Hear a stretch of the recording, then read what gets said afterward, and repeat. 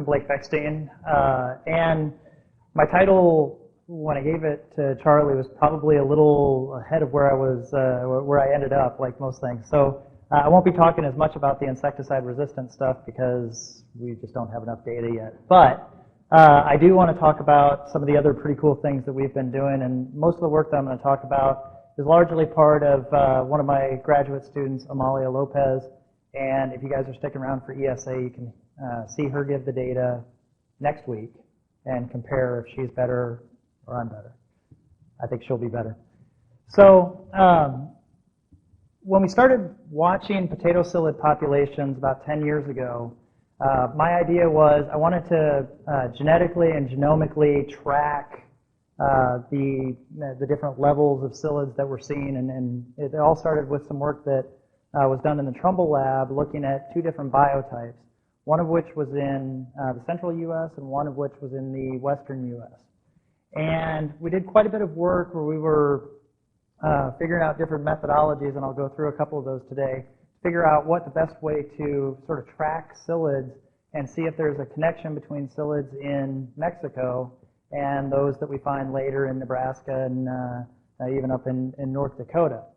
And so we did quite a bit of work trapping potato psyllids throughout the United States and kind of left out what was happening as things went south. And I think now it's pretty clear that our origin of potato psyllid problems was northern Mexico.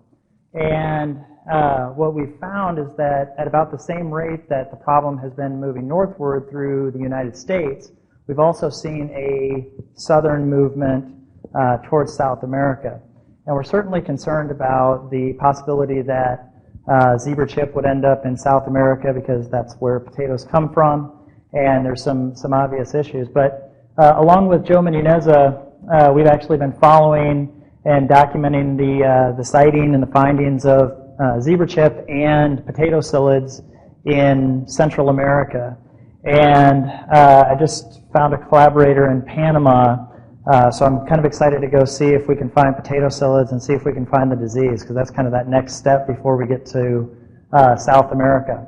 But what we've seen is in a lot of places we've found symptoms of Liberobacter in a lot of different plants, and we've correlated that very well to potato psyllids.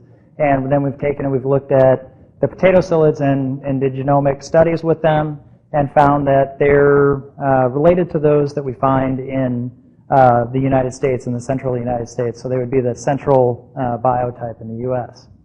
So like I said, we're a little concerned that at some point we're going to jump into South America, and there's a couple of dynamic problems that we'll have there. One of them is that this South American potato psyllid is there, and it's very abundant. And I was in Brazil a couple of months ago, and these were pretty easy to collect. And we came back, we didn't test any of them positive for Liberobacter, but that's certainly a concern that a widespread insect like this may be a putative vector for the pathogen. But so far those two ranges haven't crossed over. So the complications that we have with psyllids, I think everybody in this room is pretty familiar with this.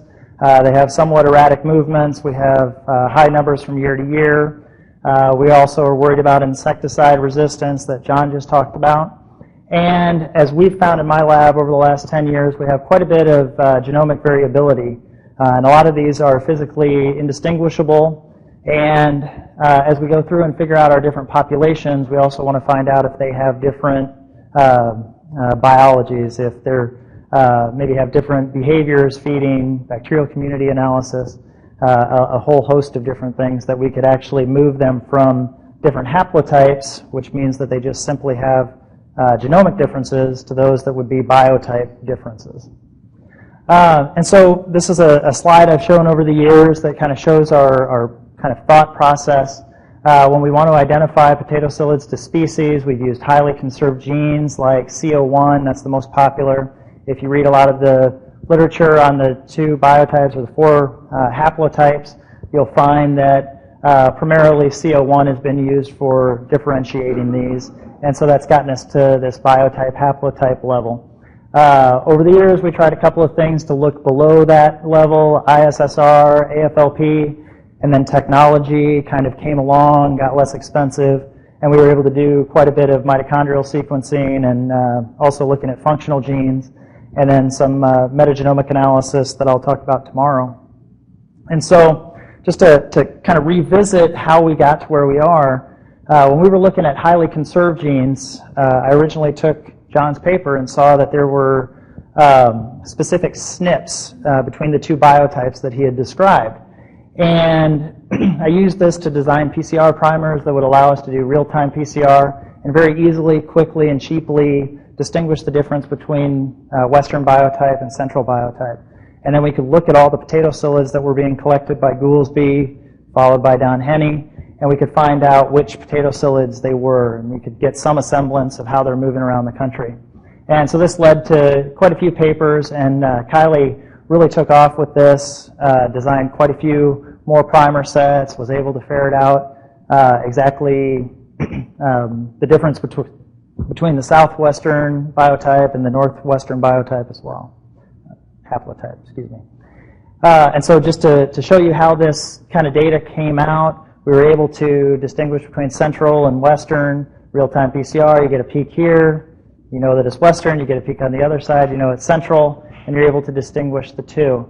And the positives were that this was cheap, it's easy, it's super stable. I have my undergraduate students that do this in the lab. And it's mitochondrial, which means that it's not as apt to change over time genomically. The negatives were this technique was usually based on only 1 or 2 SNPs and about 100 or about a less than 80 base pair stretch. So this doesn't give us a good idea of genetic diversity. Actually, it's a terrible marker for really looking at genetic diversity. And so in looking for finding deeper differences, we went on to ISSR, which was a gel-based strategy where you looked at banding patterns. You had graduate students that would sit up all night and count bands and use rulers. We also tried an AFLP technique, but our rearing studies didn't come out very well, and we had a really hard time distinguishing both of them. But then along that way, we had technology, again, that kind of jumped up and saved us. And so we were able to move on to other strategies with our mitochondrial sequencing and our functional EST libraries, and then after that, the genome.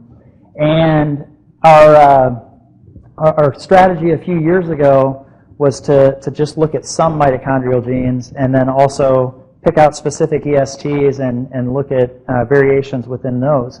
But with high throughput sequencing costs coming down, we've been able to change this, and now we're able to do full mitochondrial sequencing of our samples for about $300. We've been getting about an average of 10x coverage, so we're getting a ton of data really cheaply.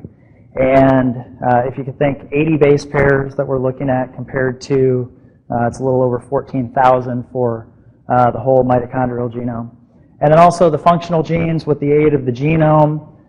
We've been able to look a little bit deeper. We're able to actually find things like insecticide resistance genes that we can start to look at, things that we know are going to be pressured to change. And so that's kind of where we came to within the last year. And so just to jump off, we had samples that were confirmed central, western, northwestern, and southwestern. And we did full mitochondrial genome sequencing on 30 individuals per group, and looked at some variation within them. When we got all this sequencing information back, we first tried to see if it matches any other mitochondrial genomes that are out there. And this is called the referenced assembly. And when we did this, we found another psyllid that had about an 80% match. But when we did our attempts at trying to scaffold onto this, we ran into some problems. So where you see the mountaintops, in this case, that's about 296x coverage. So to be sure that your piece of sequence is correct, you want to have a bunch of copies of it so you can check it against the other ones. But the real problem are these areas where we have deep valleys. And that means that we really had no data. So we were missing quite a big piece of the picture as we were going through with our referenced assembly. But this was a great master's student project because we got to solve a few of our problems. What it did allow us to do is actually take a look at some genes in full sequence, things like CO1, NADH, also dehydrogenase, and we were able to put together trees. And just to give you an idea of why CO1 alone, using our previous techniques, maybe isn't the best way to go about this. This is a tree that came from NADH, and you can see that we kind of have a salad fork where we have no branching, we have no genetic diversity between any of our samples, northeastern, central from Nebraska, California, Washington central, or Washington western, Texas, and southwestern. But we did branch out, and the northwestern potato psyllid definitely was variable.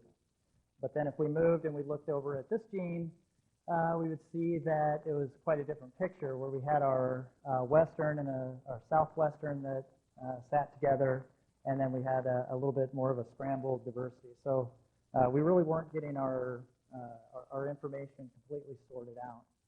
So we decided to go through and do a little different technique, and we actually did a giant de novo assembly to create what we would call a new reference, and then we use that de novo assembly as our reference to build our other phylogenies. And this actually came together much better. You can see that our coverage map, as we ran along, was much higher, and we were able to take that and annotate, and we even found some genes. I'm not sure exactly what turn E does, but it's an interesting direction to go in. But potato psyllids don't have it. Most other insects do. So we have a new avenue for an undergraduate project. In the end, this is what we came out with when we look at the entire mitochondrial genome, where we had a pretty good separation between our western biotype here and our central biotype here. The southwestern psyllid doesn't seem to be that different than our central biotypes, and our northwestern biotype groups with our other western biotypes, which would make sense. So we're going to follow this up with some other non-mitochondrial genes to find out exactly how those relationships go together at a little finer detail level. So the last thing, and I promise I don't think I have any other phylogenies in here, but when we're looking at functional genes, one of our big barriers is just getting the samples together so that we can do the studies that we want to do. And we were focusing on genes that are associated with insecticide resistance or tolerance. And so I was really interested to listen to John's talk because I think I need to come out and get some samples. But we've been going through this, and we have this system set up pretty well from another project that I'm involved in with the Asian citrus psyllid. And we were looking at P450s, which are associated with resistance to imidacloprid, among a couple other ones. And we were able to put data together on these different populations from different parts of North America, which most likely had different ports of entry, the insect getting here. And what we found was pretty interesting. We actually find in some of the populations we have the P450s that are quite variable. And there's about 4 or 5 P450s that we've looked at and looked at different sections of them. But in the end, kind of the punchline to this is that depending on how we group with regional association or no regional association, we ended up with 2 populations that kind of fell out in the PCA. And but to make that more meaningful, we crossed that, taking into account latitude and longitude, and found that in California ECP we had 2 divergent groups as far as P450s go. So we probably have a population that has some level of resistance to one of the insecticides that's associated with that gene or that group of genes. And this was taken from the group of genes. I don't think I made that clear. So this isn't just looking at a single gene. This is looking at 5 different ones, and or 4 different ones. Excuse me. But then it broke out with California falling together, our Mexico-California group, which would make sense, and then the ones that sort of seem to have come across from Florida. But this is preliminary right now, so hopefully we'll get some more data real soon. And then we have primers that are working on potato psyllid, so I'd say by Southwestern Branch ESA meeting, we should have some good amount of data.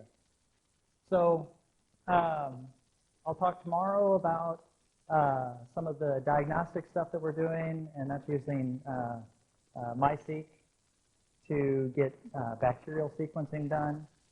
We've actually gotten to a place where this used to cost $150 a sample. We're down to about $30 a sample. By the end of the year, I think I have it fine-tuned where we can do $10 a sample. I had a paper that came out last year that showed that it's a whole lot more powerful than real-time PCR. So we'll talk about that tomorrow, and happy to talk about it with anybody between now and then. And that's my lab and collaborators and a lot of people in this room. Thank you.